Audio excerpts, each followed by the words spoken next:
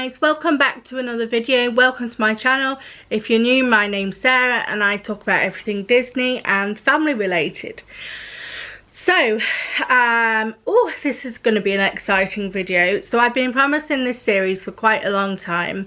As some of you may know, we have got a trip to Florida planned in the next summer. So there is currently 186 days to go until we go to Florida. So I thought I would kick off my Florida planning videos, and we're going to have an episode each week with different topics and different parts of planning the episode. So yeah, so stay tuned. Make sure you hit that subscribe button to keep up to date with this upcoming series. Anyway, without further ado, let's get into the video. So as you know, we're going to Florida. So our trip has been changed and just, you know, loads of times as I've found the best deal. We are currently going with British Airways, flying from Gatwick, and we are going for, let me get this right, 26 nights all in all. Now that is only because we do have, towards the end of the holiday, we do have a cruise planned. So so we've kind of added on the extra nights just to be able to fit in the Disney cruise, but I'll go into that a bit more later, or into a later episode. So we're going in July for 27 nights. We're no longer staying at Disney World. We have changed it. Originally we were flying with TUI, then I found a better deal with Disney World. We thought that would be better, and then we found a better deal with British Airways. My mother-in-law was well, she's retired now. The last couple of years she was cabin crew for British Airways, so we can still get a bit of her discount. So with her discount it worked out like loads cheaper.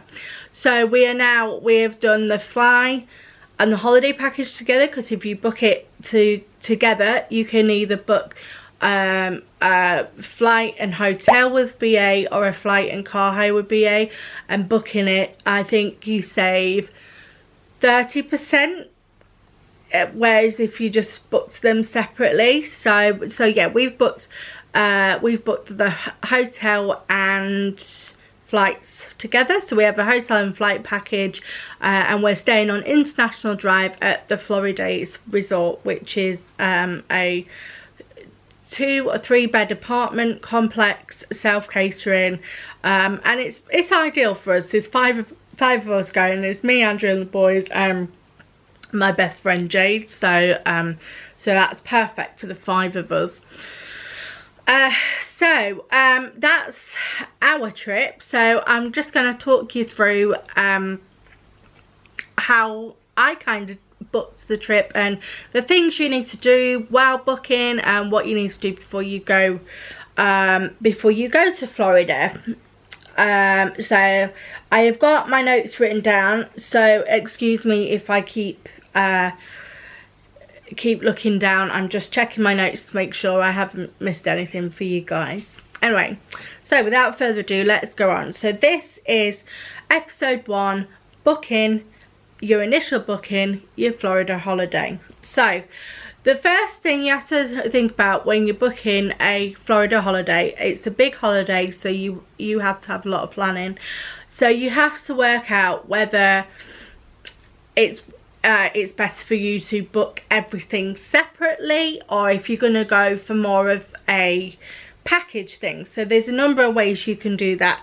There is so let's go with, I don't know, let's go with booking everything separately first. So if you was to book everything separately, so that would mean that you would book your flight separately, and then you would book where you're going to stay separately, your car hire, and just everything separately, not as a package. So to book things separately, the things that you would have to think about would be your flights, it would be where you're going to stay, how you're going to get around Florida. Like, are you going to hire a car? Are you not going to be hiring a car? Do you drive? You know, are you going to be taking Ubers and Lyfts?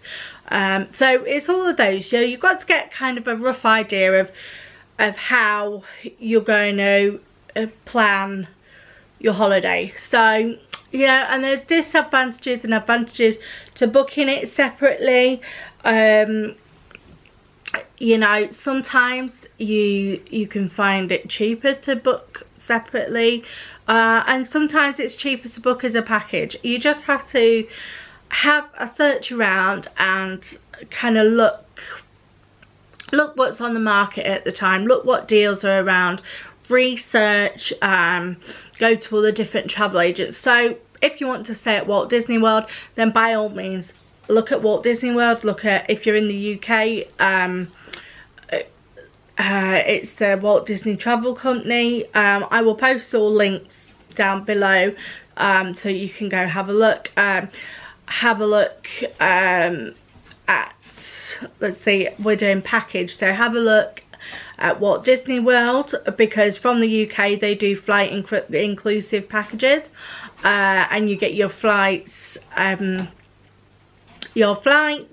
hotel and park tickets all in one package. So we found that to work out a bit more expensive, but you know, it might work for some. It depends how much money you want to spend, whether you're on a budget, what works for your family. So just do whatever works for your family. So you can look at Walt Disney World, or you can look at the different airlines. Like, we've gone with BA. They're doing a hotel and flight package. I know TUI do a hotel and flight package, and you can add on all the extras like your park tickets and things with them as well. So yeah, so you just have to kind of look around and see what's best for you. So once you have decided whether you're going to book everything separately, so another thing I will mention as well, a way that you can do things separately. If you've got a hotel book, say you go onto booking.com, you can book your hotel, or you book your hotel with someone else or directly with the hotel, then you need flights. So you would go on to somewhere like Skyscanner, you would put your dates in, and it would come up with the cheapest flights, best deals, and then you'd have to decide whether you were going to fly directly or indirectly, whatever works for you. So yes, that's what you would do. So you need to decide whether you're going to do it separately or as a package. The next thing that you obviously need to decide is how long you're going for. Now, most holiday packages kind of do a kind of set thing with like a 14-night duration. So you got 17 nights, 14, 21. I know Disney directly go up to 21 nights. But you know, as we're doing, you can go for longer. So decide how long you're gonna go for, and obviously the longer you go, the more expensive it is. So whatever budget you're on, your duration will affect the price basically, because the more nights you stay, the more money you pay. So once you've decided the duration, like we're going for, well, we were originally going for 21 nights, but we've added an extra 4 nights on due to the cruise. So then you have to decide whereabouts in Orlando or even Florida. There's other places other than Orlando that you want to stay, but let's go on the basis like you're going to be staying in Orlando. So there's a number of places you can stay. So you can stay on site on the park. So you can stay on the Disney World Resort, you can stay at the Universal Studios Resort hotels.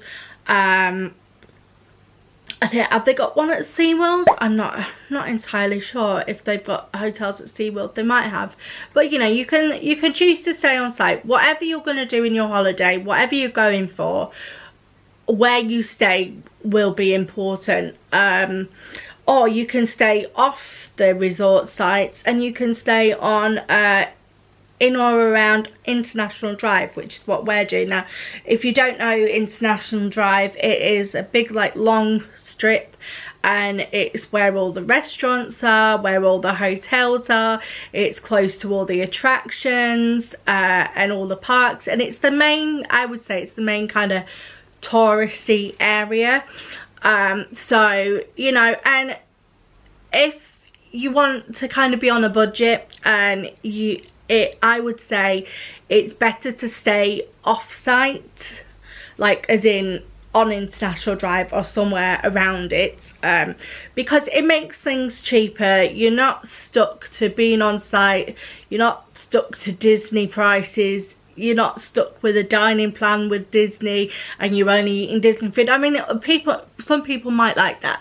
Some people might like that. I'm not saying, you know, it's not a good thing, but you know, if you want a bit of variety, then I would maybe look at staying on International Drive and just do a bit of research. There's loads of hotels on International Drive. I know I've stayed at the Rosen Inn International. It's the one by the big McDonald's and next door to Denny's. That was good. I've stayed there before. And I think most of the hotels are like motel style hotels along there, but you know, you just got to look at the different hotels along International Drive and see what works for you and what works for your travel group. So yes, so that's it. So you've decided that that you're going to, let's say for the sake of this video, you're going to book it as a package. So you've decided you're going to book it as a package, you've decided how long you're going to go for, and you've decided whereabouts in Florida you're going to stay. The next thing that you need to decide is where you're going to stay, not as in the location, but like what type of accommodation are you going to stay in. So are you going to want to rent a villa? That's that. If you're going to be driving, are you going to be wanting to stay in a hotel, either on International Drive? Are you going to want to be staying on a park resort? What space do you need for your travel group? How many is there in your travel group? How much space do you want? What facilities are you looking for? Are you looking for, I mean, you can't really get an all-inclusive in Orlando, but you know, are you looking for restaurants on sites? Are you looking for self-catering? What facilities are you looking for? So that's something that you have to consider when you're deciding what type of property you're going to stay in.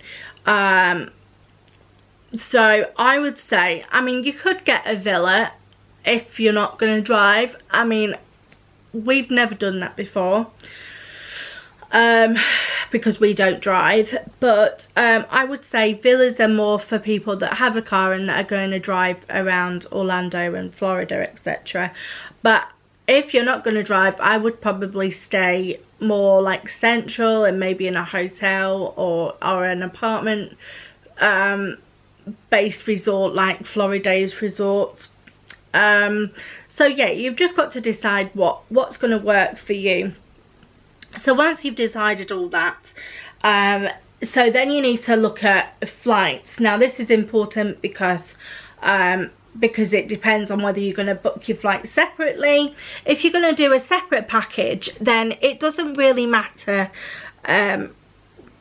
what airline you go with, I suppose, but I suppose you know, and it's just the cheapest, and then you decide whether you're going to want to do direct or indirect, whatever works for you. But if you're wanting to book a package, then getting the right airline at the right price is a good idea, really.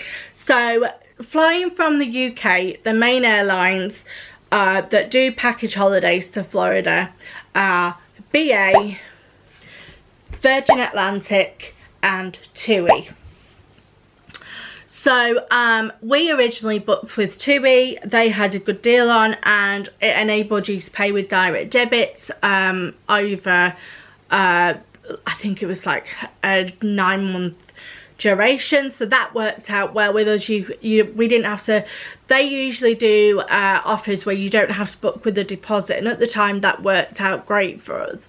But then we decided to change, and then we went with Disney, so we were flying with Virgin Atlantic, and then Disney was a bit too expensive for what we were getting, so then we decided to look at BA, and because we were booking a hotel and flight together, we could actually pay a deposit, and then we've got until 6 weeks before the holiday to pay it off. So if you're looking to pay a deposit for your holiday, then look at airlines that either offer booking with no deposit or booking with a low deposit, like BA.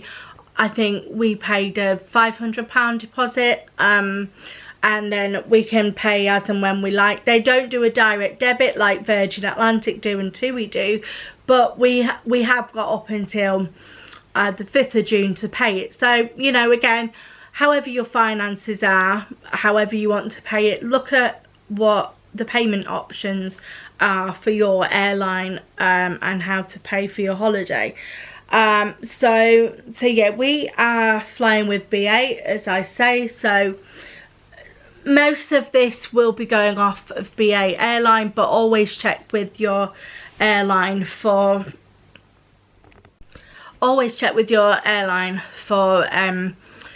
different, you know, requirements that they require. So and when you book your flights,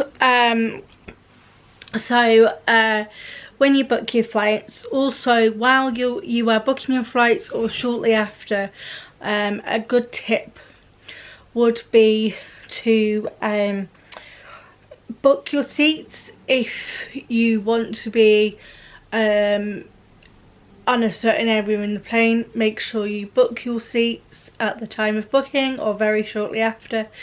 Some airlines offer it for free, some you have to pay for, or if you have disability assistance with the airline, for example with BA, they let you choose your seats for free. So check with your airline whether you have to pay for it, but if you can and you want a certain space on the plane, then make sure you book your seats. And also do not forget to book any special meals you may require on the flight, vegan, special diet, anything like that, and also child meals, because I didn't realise this until I went to book it. My boys, Jack and Jake, were down for standard meals, and to get a child meal I actually had to change the option to child meals. So make sure you check that you have got the right meal that you need for your needs. So yeah, so once you've sorted that, you've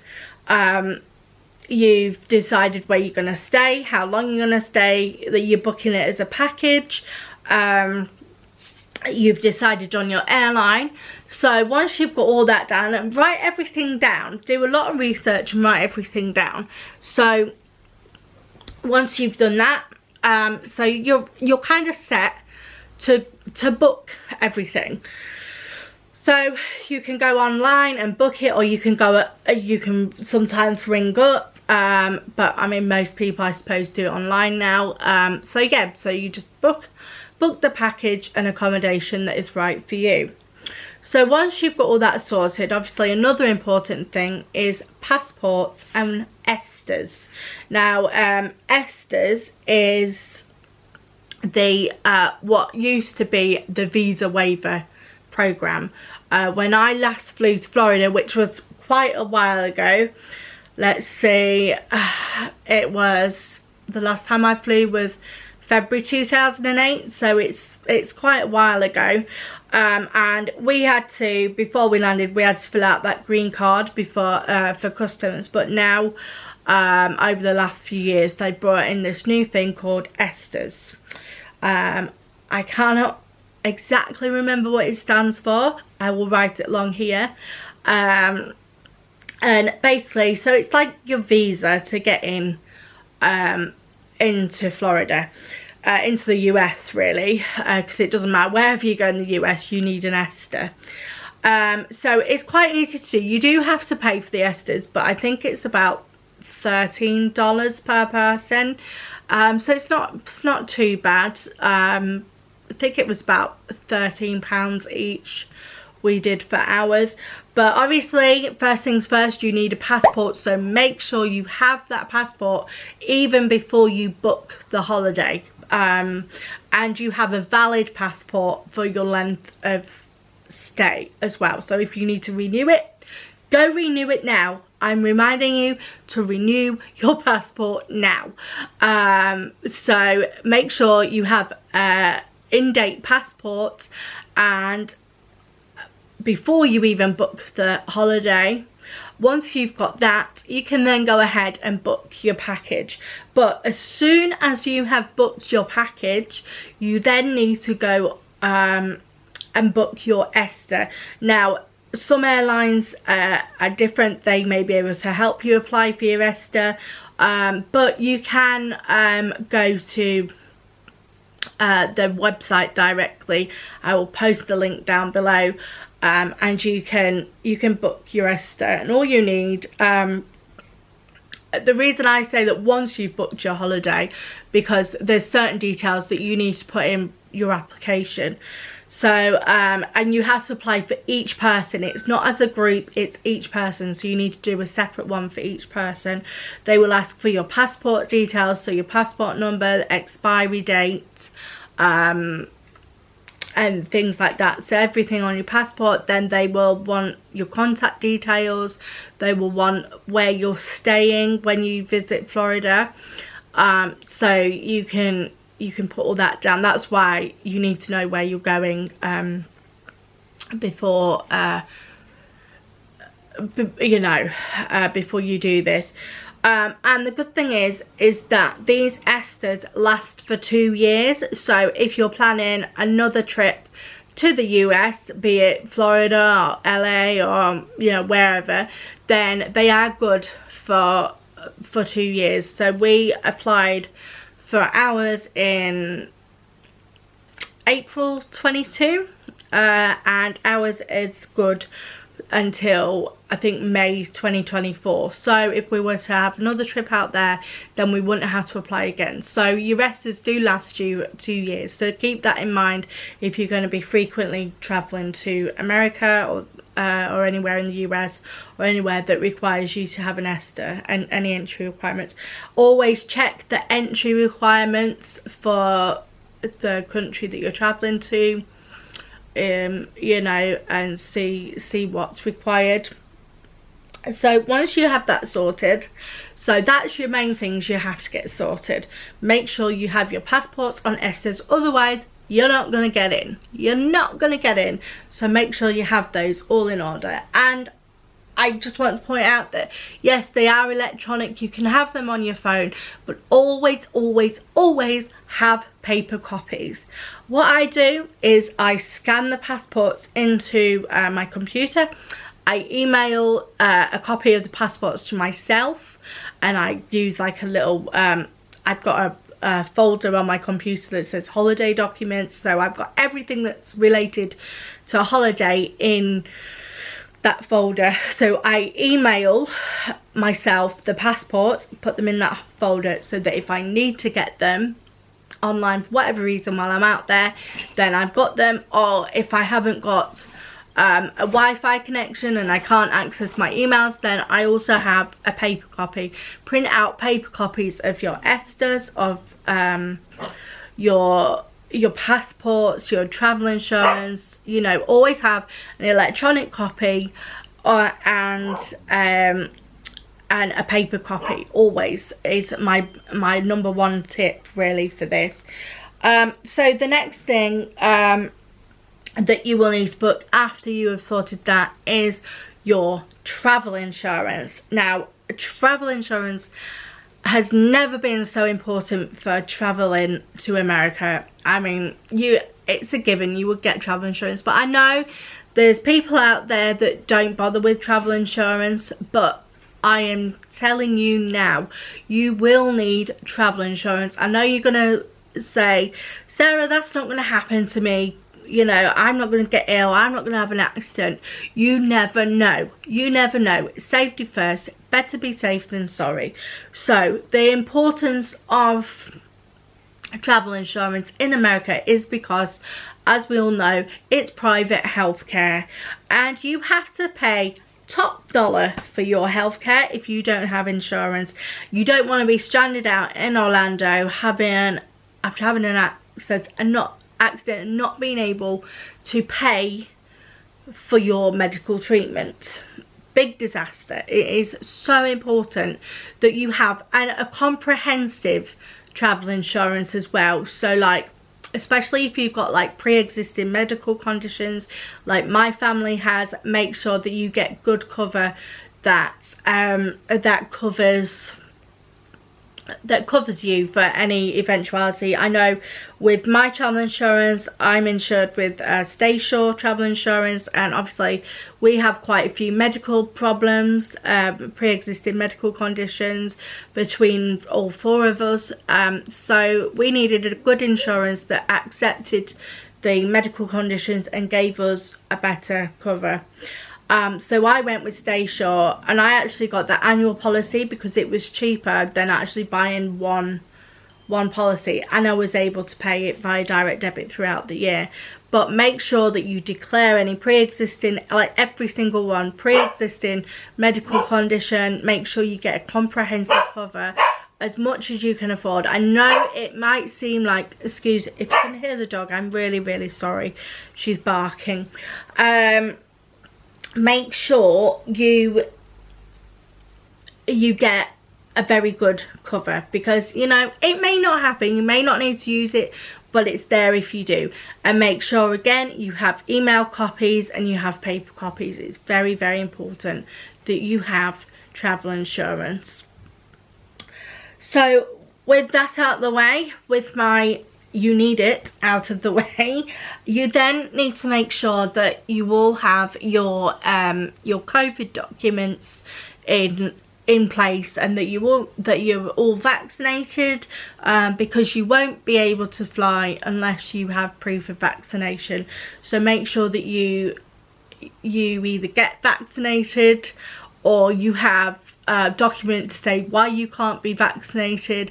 But always check with your airline with regards to COVID requirements for entering the country, and the airline requirements, because each airline is different. I know that with BA you use an app called Verifly, and you upload all your COVID travel documents, COVID passes to them.